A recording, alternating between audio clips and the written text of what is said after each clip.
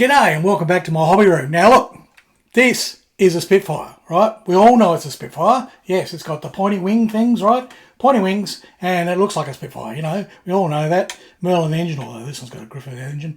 But it's a Spitfire. It's well known. And scale modelers have built millions upon millions of Spitfires. In fact, there's been more Spitfires built by scale modelers than there was ever in the Battle of Britain. Yep. Yeah, it's just huge.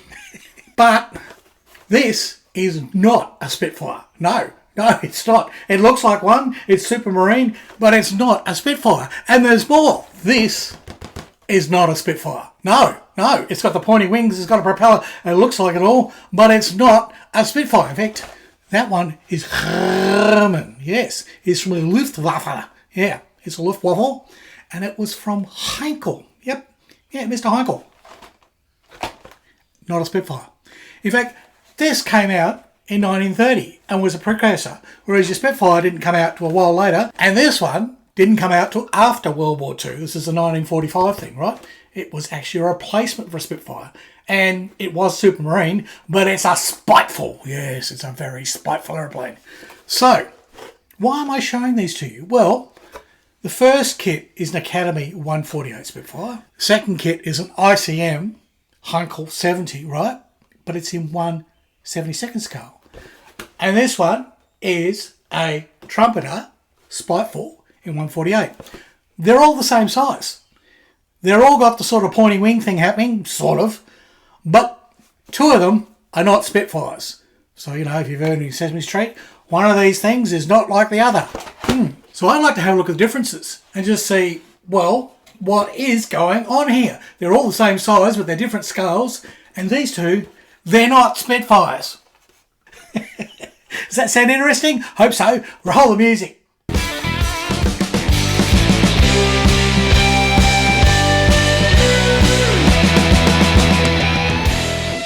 And if you're still wanting them, tug mugs. Yes, I want a tug. That's the Unheard Gooch, where I discuss unusual things. This is sort of a tug. Well, it's a three-way tug. So make of that what you will. Link will be on the screen here if you're on YouTube. Otherwise, in the description everywhere else. Yeah, there's an American store and there's an Australian store. I think the Australian store's got 25% off at the moment. American store will have 20% off, I think, as of the 1st of October. Yay! So the first subject in my three-way is the Spitfire. And we all know the Spitfire. Designed, well, the design goes back to about 1928, but it wasn't until the 1930s that something was actually done about it, and some designs were sent to the RAF. They didn't like it at first. They rejected the first few prototypes. And the guys went back and they redesigned things and they sharpened the wings a bit and they did all kinds of stuff. And eventually, by the mid-1930s, 1936 I think it was, the RAF says, yes, okay, make us about 15 of those, we'll see how they go. And then in 1938, finally, full production started and the Spitfire became a reality.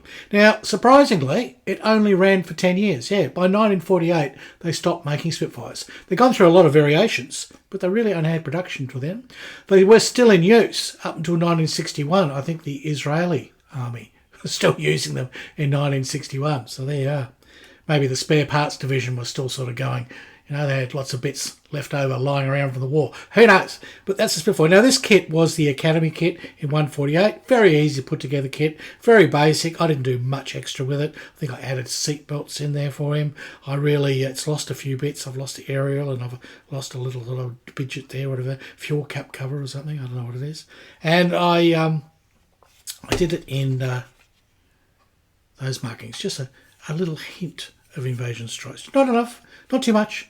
And I rather liked it. It's great kit. So if you want a cheap, and they're really cheap, like I think I paid $20 for the kit at Club, and it goes together well. It is lacking, but you can always enhance it if you want to.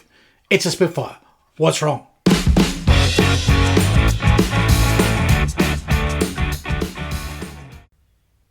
Let's have a look at the kits then. Now the Spiteful, this is an unloved kit, or not for me. I like it because it's just different. But apparently, according to the rivet counters, this wing is 2mm out, right? It's just 2mm wrong. I think it might be, I can't remember if it's forward or backward. You'll no doubt tell me. There'll be somebody there going, I've measured it with my protractor and it's exactly 1.95mm. Oh, God, really? Poindexter? But anyhow, apparently the moulding is wrong. Yeah, the wing should be just back that poof deep, which in the scheme of things doesn't make it an unbuildable model. It's still a model. It'll still look like a Spiteful, but there you go. Now, the Spiteful, about the same size as the Spitfire, roughly the same wingspan, although this one's got the squared off ends, but then again, the Spitfire kind of had that towards the end, the later versions, where basically the wing was chopped off. The wings are more conventional sort of shape, so it's probably closer to a Mustang or something, don't know. But it's sort of more squarish, right? So Messerschmitt, if you like. Slightly longer than the Spitfire, about 1 metre longer. And that could be just to the pointiness of the nose. Yes, that nose does tend to stick out. Now, they did versions with 2 sets of props, and they did versions with all kinds of different things. In fact, there were 19 of them made, and that included the prototypes, compared to the over 20,000 Spitfires made over 10 years. Yeah, 20,000. That's probably how many Spitfire kits get bought every year, model kits, of the number, so as I said, millions of Spitfire kits have been made over the decades since World War II. But they only made about 21,000, I think 21,000 Spitfires. This, 19, a whole 19. It was really a prototype. The thing was, jets were coming in. And the Meteor had come in and really couldn't compete with Meteor. The Spitfire, I think, topped out at about 600 kilometres an hour. This was nudging 800 kilometres an hour with a tailwind on a good day. If the pilot hadn't had a big lunch, yep. But it wasn't enough. The Meteor was faster. It was more nimble, the rest of it. So Supermarine said, well, look, we could rip that propeller off and we'll put a jet engine in there. We'll take out the, that's not the Merlin engine. No, that's the Griffith engine. So we could take the Griffith engine out, put a jet engine in there and, whack it out the back here. But the RAF said, no, look, we've got the Meteor. Meteor works fine. That's good. I think the days of things spitting are over. So that's this kit. Now, this is a 1/48 scale kit. So it'll build to about the same size as that Academy Spitfire. The HE 70 F2 with this version. And it was called the Blitz, the Lightning. Yes, it was called the Lightning. Now, slightly larger than the Spitfire and the Spiteful, in that those two, Spitfire and Spiteful, have about an 10 to 11 metre wingspan. This has 15 metres, right? Which is interesting because in 1/72nd scale, the ratio back to 48 is 2/3, right? So a 1/72nd scale kit will be 2/3 the size of its same in 1/48. So 2/3 of 15 metres is 10 metres.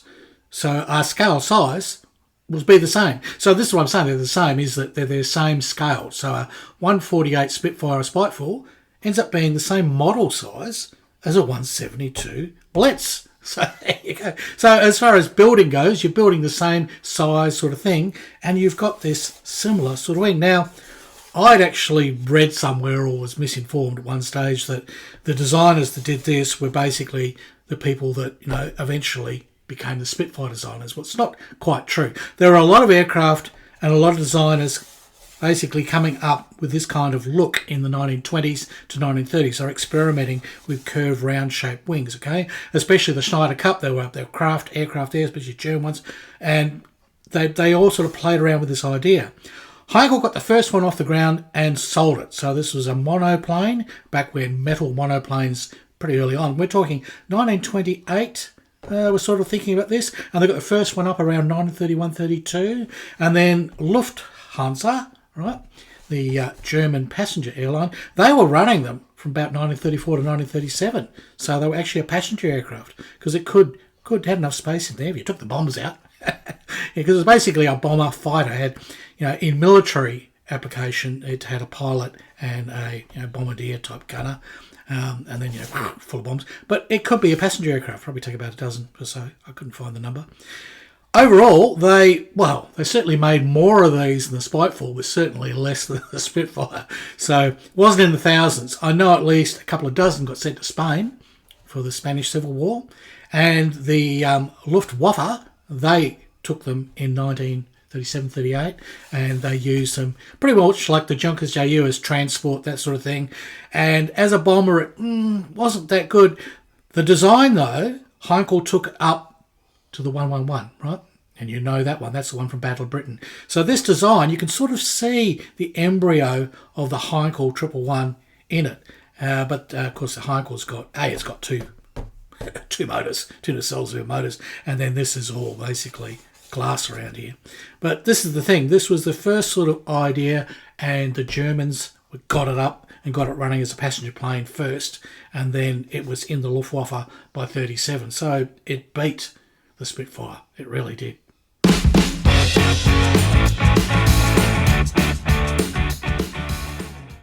Well, enough waffling on, Harry. We're all very excited about these sort of, pointy, roundy sort of... Look, what's in the kit? So, Trumpeter first, Mr. Spiteful. And, looks like I've bought some stuff here for Mr. Spiteful. What did I buy? I've got some... They're probably for Spitfires. So, just seat belts, generic. Oh, well, there you go. Generic seat belts. So, yeah, I'll be able to sort of tuck my little test pilots in. Because really, this thing never got into production. I said they did prototypes. They ran a few for the RAF, but never really didn't get that excited. Usual sort of thing, you've got almost like a late Spitfire canopy, the little bubble ones. Same sort of thing, right? That could be any aircraft from the period. Any aircraft of the period, sort of like that. And nearly a Spitfire profile. I mean, it's a bit like it. It's a bit like it. 5-bladed prop, just like my Mark 12, I think that Academy kit is. And so you're getting quite a bit of money for your value. Value for your money. So, yeah, we'll open this up in a sec. And look, here's a quick little coloured thing, yeah. So it sort of looks a bit more like a Typhoon in some ways, doesn't it? But there you go. But then not when you look at the top, because obviously the wings are all kind of squared, designed for that bit extra speed. Because one thing that was a problem with the Spitfire is the wings, being the shape they were terrific for manoeuvring, right? Rolled over, did all kinds of things. It's fantastic. But if you want a speed, you don't want round wings like that. You want wings that are a little bit more like this, A bit more like the Mustang. The Mustang had speed, but it didn't quite have the manoeuvrability that the Spitfire did. Oh, don't yell at me in the comments. Spitfire. Yeah, you can't change my mind. Can't change my mind. So there's a couple of different versions there. That's does it actually tell you what it is? I don't know. That's a silver one with blue dots on it. So somebody had that one. So you'd think they'd say no, they don't. No, they don't. Whereas that'd be the one that they did for the RAF. So, and it was only the 1 year. So 1944, that was it. End of the war. But by then, I say the RAF had the Meteor. And the Meteor was just working. It was fine. It was fast. That's all they wanted. Usual sort of instructions from Trumpeter. They're nice, clean, easy to read. If you ever built a Trumpeter kit, they're easy. They really are quite easy to build. I like them. I've never had any confusion with a Trumpeter kit's instructions. So no ridiculous sort of cradle and whole lots of bloody interior and carry on, which is all very well and good if you like that sort of thing. But it'll never be seen. No, it'll never get seen. So, that was my complaint with some of the recent Airfix things. All very well to have this full-on interior. Just having the cockpit interior is enough. Even most of that will never get seen. So you can have your fun wanking around in there and painting buttons, and no one's ever going to see the bloody things. No. So, I don't know. That's sort of... I'm sure there's something that I do with my ships, and you go, it's a waste of time. It never gets seen. Each to their own. And... all goes together. Minimal detail. It's not a hugely over-detailed kit. It's fairly simple. I think you can do it wheels up, wheels down. Usually you can. Usually you can with these sort of things.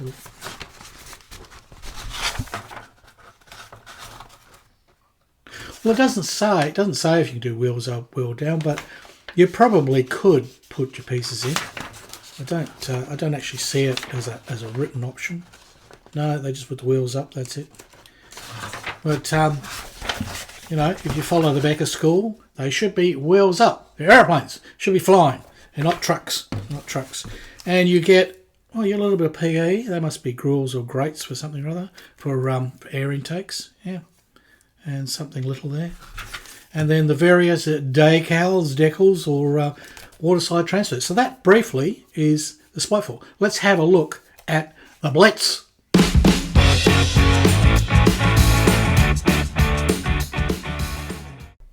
The Blitz, yes. Wasn't in the Blitz, the bombing World War II London Blitz. No, but Blitz is just lightning in German. So they called it the Lightning. Although it wasn't that fast, really. It was nowhere near as fast, about half the speed of a Spitfire, and certainly much, much pedestrian. I mean, a Spiteful could run past this and come back again and have lunch and still be going. So it wasn't designed for that, because it was sort of designed for a bit of a fighter-bomber sort of situation. Now, sprue is a bit smaller, and, oh goody, ICM at least allows me to pull all these out without cutting open the bags. I will open the bags and we'll do some comparison for the Spiteful. So we can see here wings. They're not quite Spitfire shaped, but they still are nice and round, and you know, that's how they are. Okay, here we go. Fuselage. Well, it's a lot skinnier because I mean it's 1/72 scale, and this was a bomber, so you haven't got as much height, and you don't have as much length. But as far as the kit goes, and especially the amount of paint you're going to use, it's going to be about the same. So that's the thing. Which one would you waste your glue and your paint on, you know? Well, it's not waste. So they're always crisp and clean if you're really keen for a proper review. I don't do proper reviews. Look, parts are all crisp and clean. You can see this bugger all flash. It's just, say with Trumpeter. Trumpeter kits usually are nicely moulded. There's sort of no issue there. And you have the canopy, which is long because you've got two fellas in there. Don't think we'd have pilots or anything. And oh look, I've got a Montex mast. So I bought a canopy mast for this one because yes, there is, just like most Heinkels. Heinkels always seem to have lots and lots of windows. So yeah, got that. And the wheels, which we won't use because my aeroplanes will be flying. Yeah, yes. And decals. Now I think this is just the Spanish version. So I say there was like a couple of dozen, 28 in all, I think, that went to Spain for the Spanish Civil War. So yeah, that's all you got. But you could do it as a Lufthansa version, right? So you could do it as a civilian one. Or you could do it as the German Luftwaffe one as well. All right, a couple of pics here that I sort of found of the various versions. So let's have a quick look at the instructions. Now, ICM instructions, well, I can't read them because it's so small, but everything's there. You get a sprue map. If you can see, you will need your extra strong reading glasses for this one, Harry. And it's a big foldy out. No, it's not. I thought it was a foldy out of your fair. No. Oh, that's your paint guide. So it's a black and white paint guide. So yeah, so you've got this one, which I rather liked from the box art, which is all sort of stripiness all over there. So Spanish Air Force reconnaissance plane. Oh, there you go. At least they tell you what it is. That sort of would be the one to build because stripes. You got to have stripes. This is camo, so it's a bit of a jigsaw camo. It's rather pretty. And does it tell me what that one is? No, it doesn't. If it does, it's too small for me to read. It's there. If you can read that, you know what it is. I can't read it. My eyes are stuffed. So that's still nice too, because that's obviously a 3-colour camo, and it's sort of a jigsaw pattern. So it's rather good. So very interesting. Instructions. ICM instructions are concise. That's the word I could use. Yeah, and sort of everything's there. So glue all these bits together, glue that together. Again, not a very complicated cockpit area, just basically the bucket, and then you go with the floor, and that's it. And then wings go on, and this goes on, and you know. Usually they're not too bad. Sometimes it can be a bit fiddly. There can be the odd little problem of fit, but it just depends. This could be one of the good kits. So yeah, let me know. If you built some ICM kits, I know some people that built some ICM Spitfires. They weren't bad, but they're not up to like Edward standard, and they're certainly not as easy to put together as, say, you know, a Tamiya or an Airfix kit. So that's all you get. All right, what we'll do now is I'd like to know, what do the kit parts look like together? What's fuselage to fuselage and wingspan to wingspan of all of these three models?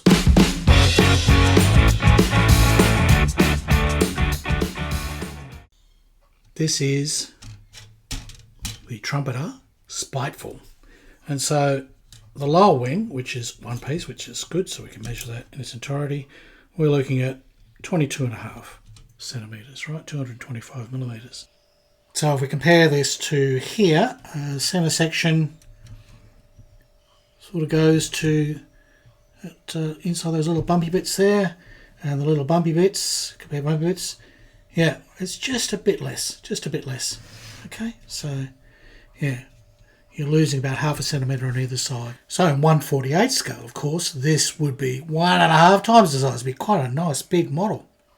This wing is actually considerably smaller than my 148 Academy Spitfire. Whether it's inaccurate, or do the wing size change through the models? They probably do, the various versions, not models, but versions, because we're looking at more like 23.5, so it's a centimetre longer.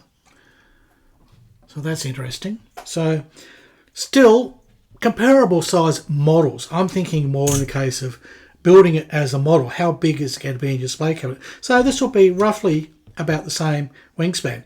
Remember, it's going to be longer. We know that for a fact, that the actual Spiteful was longer, about a metre longer in real life.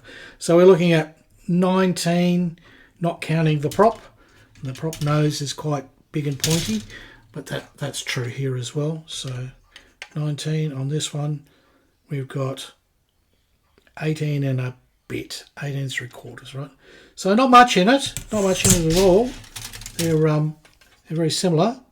So yeah, so if you build the Spiteful, it's going to be a little bit longer in the fuselage, but it's going to be a little bit shorter in the wingspan. So it's a comparable size kit.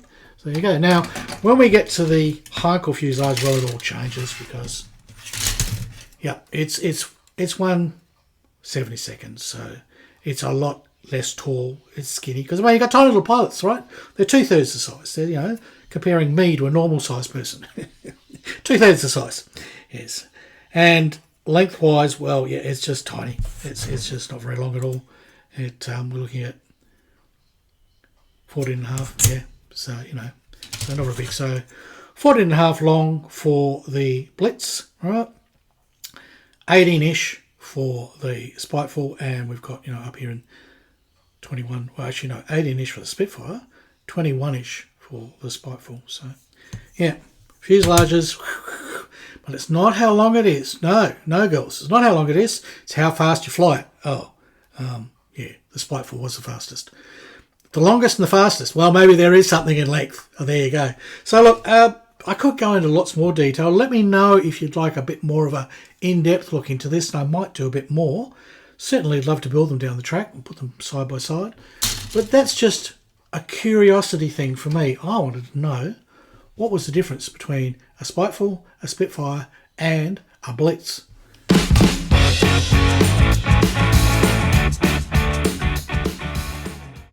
Well, there you have it. How about that?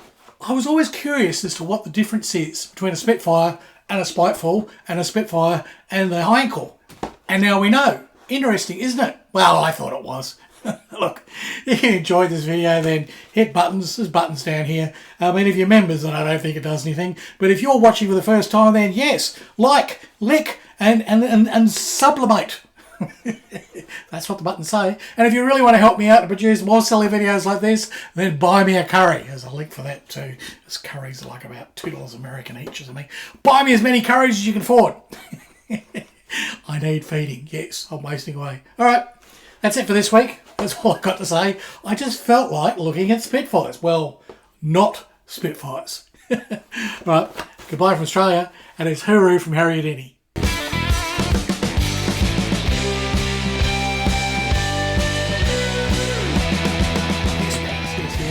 Spitfires. Yes, there was a Seafire type one. Yeah, they didn't call it that. No. It was called something silly.